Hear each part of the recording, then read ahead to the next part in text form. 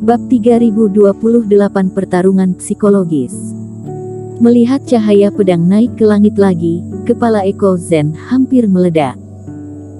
Jurus pedang semacam ini, yang tidak lebih lemah dari ilmu dewa tingkat 4, bisa-bisanya digunakan oleh Erik Kin untuk yang ketiga kalinya. Bagaimana bisa Erik Kin ini begitu hebat? Seberapa banyak pedang yang bisa dia kerahkan? Tangan kanan dan kirinya masing-masing memegang sebuah cahaya pedang, lalu jika cahaya pedang ketiga turun, dia harus menggunakan apa untuk menahannya pada saat itu?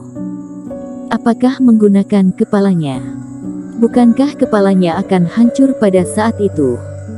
Pada saat ini, Eko Zen hanya membenci bahwa dia kurang dua tangan. Dia tidak tahu mengapa Reiki Erik Kin begitu banyak. Tetapi ketika dia memikirkan akibat dari pedang yang jatuh, Eko Zen merasa kedinginan di sekujur tubuhnya. Melihat cahaya pedang itu, Eko Zen segera membuang niatannya.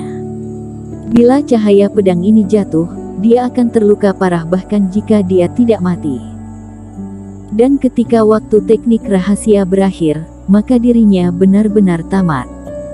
Bahkan jika si brewok dan yang lainnya tidak terbunuh, informasi pengkhianatan Sekte Pemurnian Tubuh terungkap, itu pasti terjadi setelah meninggalkan wilayah rahasia galaksi.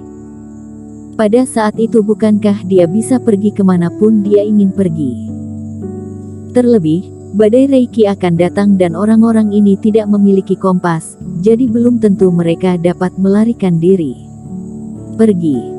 Mata Eko Zen menyipit. Dia tidak lagi berencana untuk membunuh Erik Kin dan yang lainnya, dia hanya ingin melarikan diri.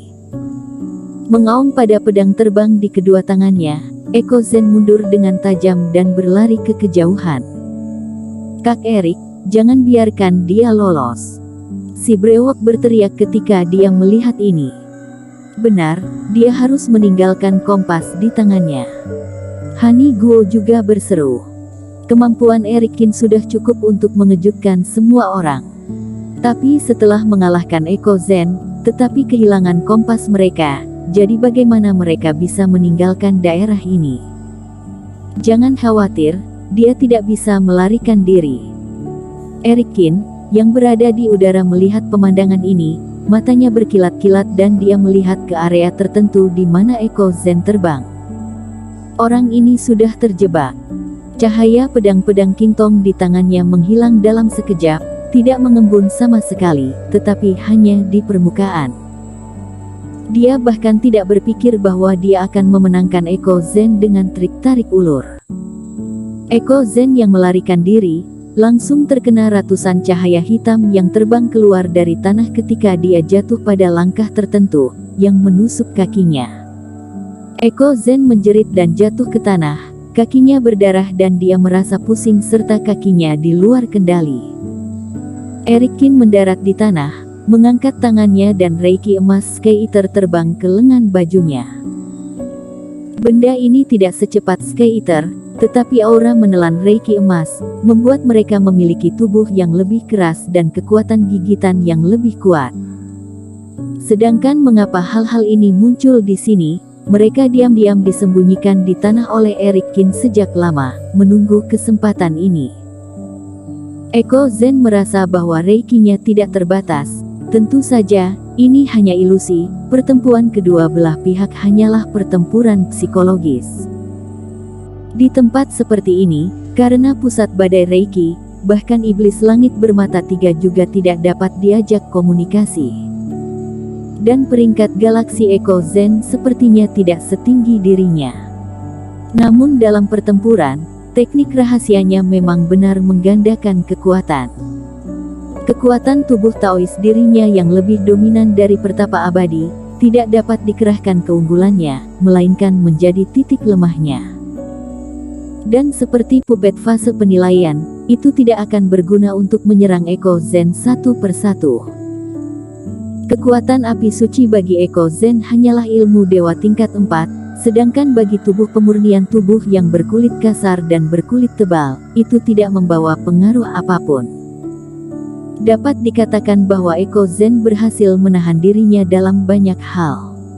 Pada akhirnya, kompetisi menjadi kompetisi psikologis kedua belah pihak dan jelas bahwa Eko Zen kalah. Saat dia menyerah untuk menghadapinya secara langsung, dia benar-benar sudah kalah. Karena meskipun Sky-Eater itu ganas, tetapi dia harus menembus energi vitalitas Eko Zen sebelum dapat memakannya. Selama Eko Zen terus bertarung dan tidak pernah berpikir untuk mundur ketika berhadapan dengan pedang terbang, maka tidak akan ada celah di energi vitalitas yang bisa dimanfaatkan oleh Eric Kin. Kamu sangat licik, hingga menggunakan serangga beracun untuk menyakitiku. Eko Zen jatuh ke tanah, menggertakkan giginya. Garis meridiannya baru saja dihancurkan oleh Sky-Eater, menyebabkan kekuatannya menghilang dan dengan serangan balasan yang datang lebih awal, dia kehilangan kemampuannya untuk bertarung lagi. Apakah kamu tidak licik dengan menggunakan kabut beracun untuk meracuni si brewok dan yang lainnya? Eric Kin menelan beberapa obat mujarab, mencibir dan menendang Eko Zen ke tanah dengan satu tendangan. Pada saat yang sama, dia menggunakan teknik klan iblis untuk mengurung dia sepenuhnya. Dan juga, kamu pikir aku tidak tahu bahwa ketika kamu dan aku sedang bertarung, kamu juga diam-diam mengeluarkan beberapa racun, tetapi itu tidak berpengaruh. Tubuh Raja Kin kebal terhadap semua racun, tetapi ketika racun masuk ke dalam tubuh, itu akan menjadi agak sensitif. Sebenarnya, kamu tidak punya energi untuk mengerahkan pedang ketiga. Melihat Eric Kin berhenti menyamar, banyak keringat mengucur dari dahinya, terus-menerus menelan obat mujarab, Eko Zen hampir muntah darah. Benar, tapi kamu takut. Kalau begitu, siapa yang lemah lebih dulu, maka akan mati lebih dulu. Kata Eric Kin ringan. Dia bahkan tidak tahu apakah dia bisa mengerahkan pedang ketiga. Namun, Eko Zen tidak berani bertaruh, jadi dia hanya ada satu jalan, yaitu kegagalan. Melihat Eko Zen sepenuhnya dikendalikan oleh Eric Kin, si brewok dan yang lainnya menghela nafas lega. Tatapan mereka ketika melihat Eric Kin, ada keterkejutan, rasa terima kasih dan bahkan beberapa kerumitan yang tidak dapat dijelaskan. Mereka salah percaya pada Eko Zen yang hampir kehilangan nyawa mereka, tetapi ketika Eric Kin muncul di sini, dia tidak hanya menyelamatkan hidup mereka, tetapi juga menangkap Eko Zen si pengkhianat. Setelah menyaksikan pertempuran selama ini, banyak orang juga sudah bisa menebak identitas Eric Kin. Dapat menekan Eko Zen, bahkan akhirnya berhasil memenjarakan Eko Zen. Eric Kin jelas bukan seseorang dalam peringkat galaksi. Kalau tidak, Paviliun harta karun cukup mencari batu bata dan memukuli dirinya sendiri hingga mati. Dalam peringkat galaksi, dia mahir dalam api suci, tubuh Taois yang kuat dan mahir dalam ilmu pedang. Dan yang pasti telah sampai ke jurang galaksi yang telah menimbulkan masalah sebelumnya. Hanya satu orang. Haryo Cheng. Eric Kin, Haryo Cheng. Saat ini, semua orang juga menyadari bahwa Eric Kin adalah si jenius itu di dalam peringkat galaksi. Menghadapi semua orang yang terkena racun, Eric Kin menanganinya dengan sangat mudah. Racun Eko Zen ini digunakan untuk praktisi pemurnian tubuh, tidak berwarna, tidak berbau dan memiliki efek yang kuat, sehingga tidak dapat bertahan terlalu lama. Lagi pula, tidak ada pil mujarab yang sempurna di dunia ini. Setelah mendapatkan arahan, lalu mencoba beberapa kali di ruang memurnikan obat, barulah dia menemukan solusinya. Kakak seperguruan Zen, aku masih ingat penampilan lembut kamu ketika kamu mengajari aku metode teknik. Aku benar-benar tidak menyangka kamu akan menjadi seperti ini. Setelah semua orang mendapatkan kembali kekuatan mereka dan berterima kasih kepada Eric Kin lagi, Haniguo berjalan ke sisi Eko Zen dan tidak bisa menahan untuk menggelengkan kepalanya. Hehe, orang bisa melakukan apapun untuk tetap hidup. Aku mengajarimu saat itu, hanya untuk membuat sekte merasa bahwa aku murah hati dan baik hati, dengan begitu aku bisa mendapatkan sumber daya lebih baik.